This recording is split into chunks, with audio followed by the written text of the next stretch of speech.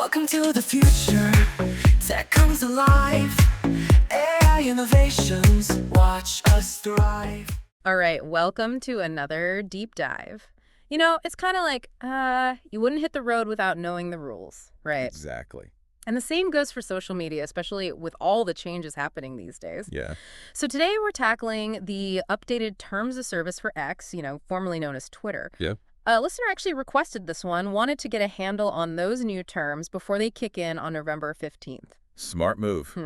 It's easy to just click agree and move on, but these things, they really set the stage for how you use the platform. It is legally binding, right? Oh, absolutely. It's a contract between you and X.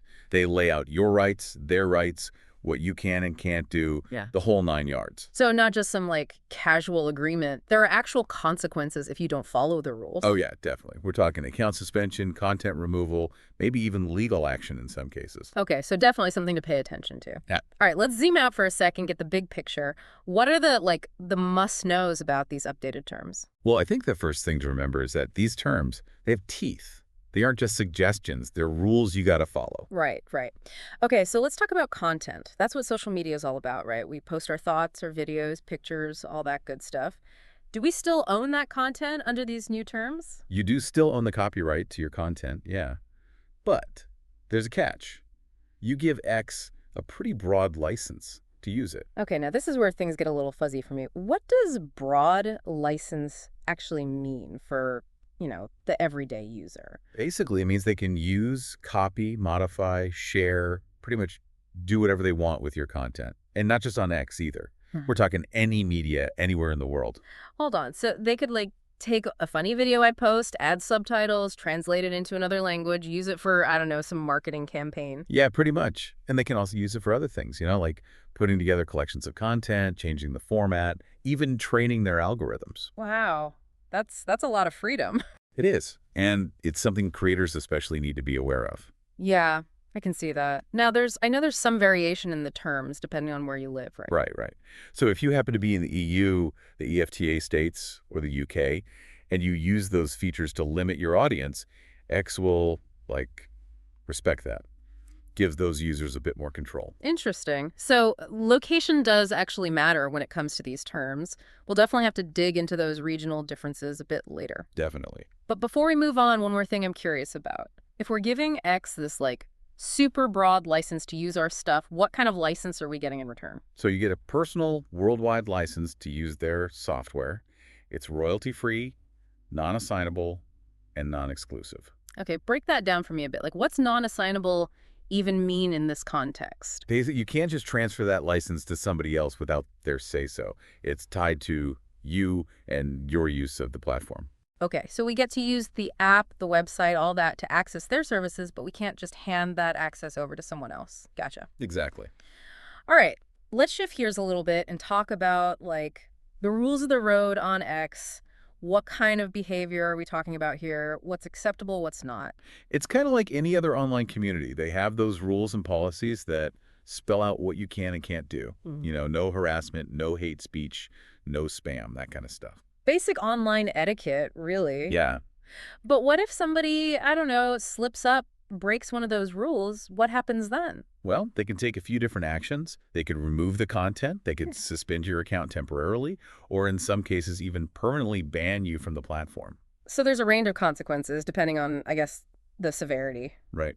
And they can also take back usernames without being liable to you. Even if you've had a username for years, they can reclaim it. Interesting. It really underscores that, you're using the platform at your own risk. There's a certain level of responsibility that comes with it.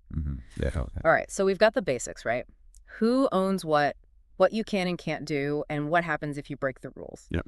Now let's get into those regional differences we touched on earlier. Let's do it. The differences between the terms for those inside and outside the EU, the EFTA states, and the UK are actually pretty significant. Okay, great. But let's take a quick pause here. When we come back, we'll untangle all those regional variations and what they mean for your experience on X. Stay tuned. All right, we're back and ready to unpack those regional differences in X's terms. Yeah, those location-based nuances. You're saying there are like some pretty key distinctions between the terms for folks inside and outside the EU, EFTA states, and the UK. Yeah, one of the big ones is the governing law, like which laws apply Yeah. and where disputes would be settled. Okay, so like different rules for different parts of the world. Exactly. So for those outside those regions, the terms are governed by Texas law, and disputes would be handled in Texas courts. So even if I live in, I don't know, California and have a problem with X, I'd have to deal with Texas law. Yep, that's right. But for users in the EU, EFTA states, or the UK, it's Irish law and Irish courts. Okay, so two very different legal landscapes depending on where you are. Right. What other variations should users be aware of? Well, there's a time limit for taking legal action, but only for those outside the EU, EFTA states, and the UK. They've got 1 year from the date of the event that caused the dispute. So you got to act fast if you have a problem. Yep. But for users within those regions, there's no specific time limit mentioned. Huh. That's pretty different. Anything else that stands out? Yeah, there's a difference in the liquidated damages for going over those API limits. Okay, for those who aren't tech savvy, can you give us a quick rundown on what those API limits are? Sure. Think of it like, you know how APIs are basically a set of rules that let different apps talk to each other? Mm-hmm. So exceeding the limit could mean you're requesting or accessing a ton of posts really quickly. Okay, so what happens if you go over, are there like penalties or something? Yeah, there are these liquidated damages, and they differ depending on where you are. So outside the EU, EFTA states, and the UK, it's $15,000 USD for every 1,000 posts over the limit in a 24-hour period. Ooh, that's a hefty fine. Yeah. What about for users within those regions? For them, it's 15,000 euro EUR for every 1,000 posts over the limit. Same time frame. So the idea is the same, but the currency, maybe the total amount, could be different. Got it. So location really does matter when it comes to these terms. It's crucial for users to know which ones apply to them. Absolutely. Knowing the specific terms for your location is like key to using the platform responsibly and avoiding any unexpected issues. Okay, let's switch gears a bit and talk about that AS-IS disclaimer we mentioned before. It kind of feels like X is trying to protect themselves from legal stuff, you know? Yeah, it's pretty common for platforms these days, but it does raise some questions about how users are protected. Can you expand on that a little? Like, how does this disclaimer affect users if something bad happens on the platform? Well, SIS basically means they're providing the platform without any guarantees about how well it works, how reliable it is, or how safe it is to use. So, like, if the site crashes or there's a security breach or some glitch causes my account to get suspended, they're essentially saying, tough luck. Pretty much, yeah. They're limiting their responsibility for any damages, even if it's their fault. That seems kind of one-sided. What about situations where, users are harmed by other users? Say someone's harassed or defamed on X. Is X held responsible then? Nope. The terms specifically say they're not responsible for what other users or third parties do, even if it's offensive or illegal. Wow, so they're basically washing their hands of any responsibility for how people behave on their platform. Essentially, yeah. It puts the responsibility on users to, navigate the platform safely and respectfully. It feels like that could create a riskier environment for users and make it harder to hold anyone accountable. Yeah, it's a valid concern. It Right. really highlights how important it is for users to understand the risks and, take steps to protect themselves. Right, so we got to be extra careful and aware of the platform's limitations when it comes to protection. But this also brings up a bigger point, right, about the balance of power between these platforms and the people who use them. It feels like the scales are tipping, you know? It does reflect the state of things online right now, where these big platforms have so much influence and the laws are still trying to catch up. Definitely food for thought. Okay, so we've covered a lot. Content ownership, user responsibilities, regional differences, limitations on liability. What are the key takeaways we should leave our listeners with?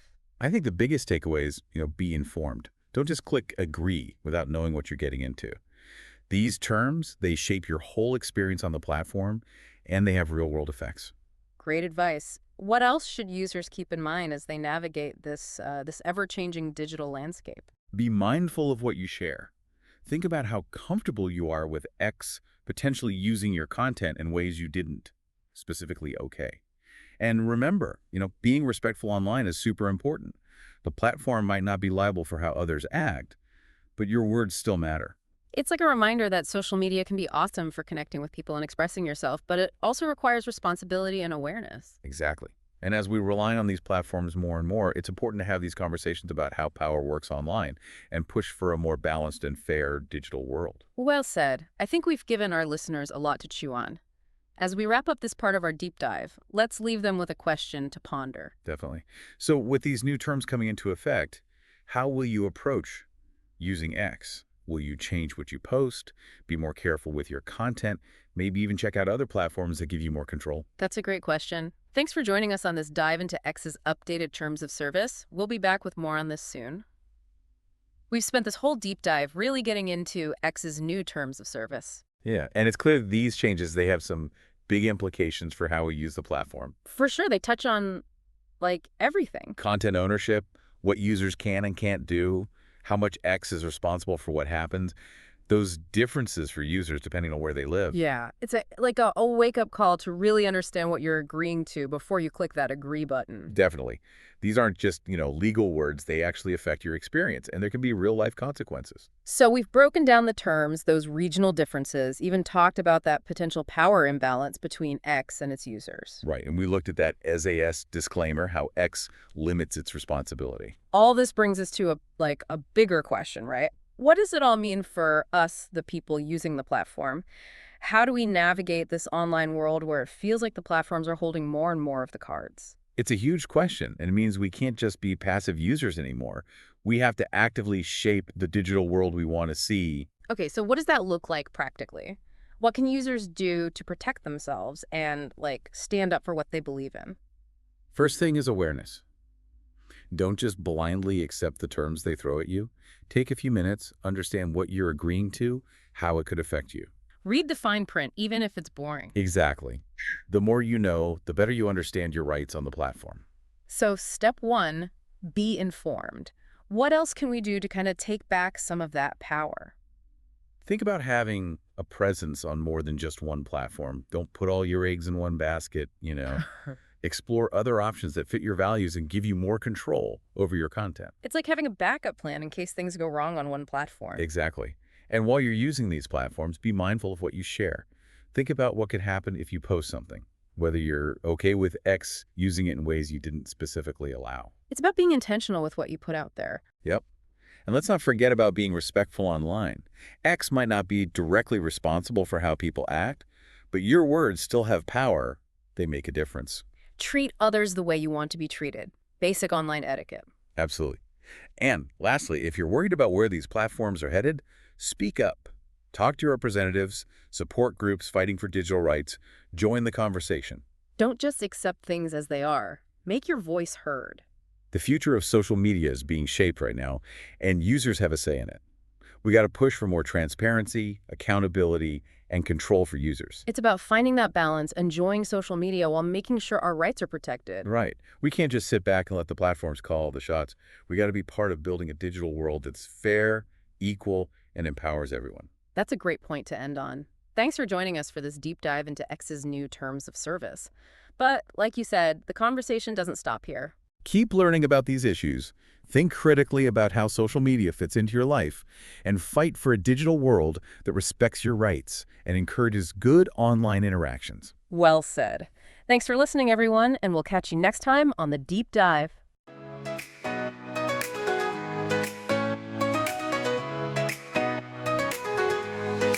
Welcome to the future. Tech comes alive. AI innovations, watch us thrive. Every week we gather insights and fun. AI adventures, the best is yet to come. Join us in this journey. Together we will find the magic of tomorrow with futures intertwined.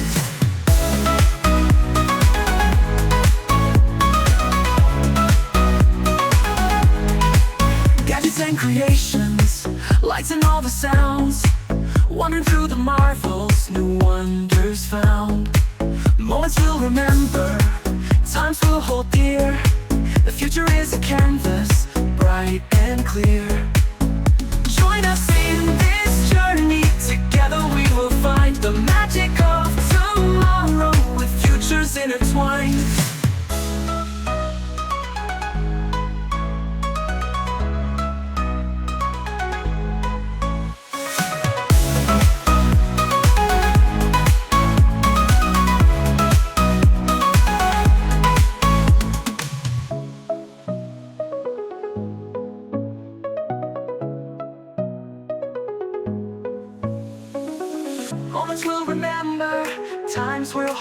here. The future is a canvas bright and clear.